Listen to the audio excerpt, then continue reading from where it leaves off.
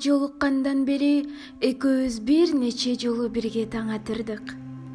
Акыркы күндөрү эч нерсеге көңүлүм чаппай, ар кимге кыжырлануу сезимим күч ала баштады. Тамактын жыты да жүрөгүмдү айныта баштаганда, кош бойлуу болуп калган жокмунбу деген ой тынчтык бербей, дарыгерден кароодон өтүп 4 жума болуптур. Кош бойлуусуң деген кабарды ишиттим. Кубанычымда чек жок.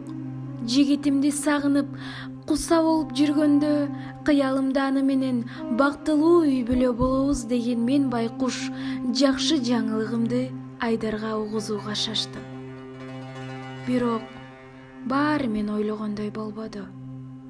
Айдар бул жаңылыгымды угуп эле, дароо эч нерсе болбогондой, чоңой электе дароо алдыртып сал деп өктөм сүйлөдү. Бүткөн боюм калчылдап чыкты. Муздак суу чачкандай. Айдар, бул эмне дегениң? Оозума ушул сөз биринчи келиптир.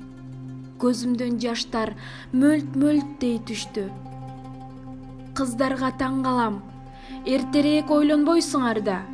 Анан мени күнөөкөр кылып чыга каласыңар деди. А экөөбүздүн сезимдерибизчи? Сүйүүбүзчү? Кайдагы сезим?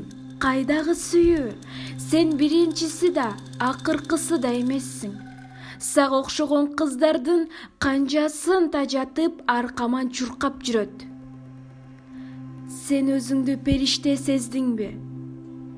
Бул сөздөрү аркылуу Айдардын чыныгы жүзү көрүнүп турду. Анын акылдуу сунган, ыймандуу сунган сөздөрү кайда? Артымдан чуркап сүйөм деген сөздөрү кайда? Адамдар неге мындай эки жүздүү, алдамчы, жүзү кара? Суроо артынан суроолор, не кылам?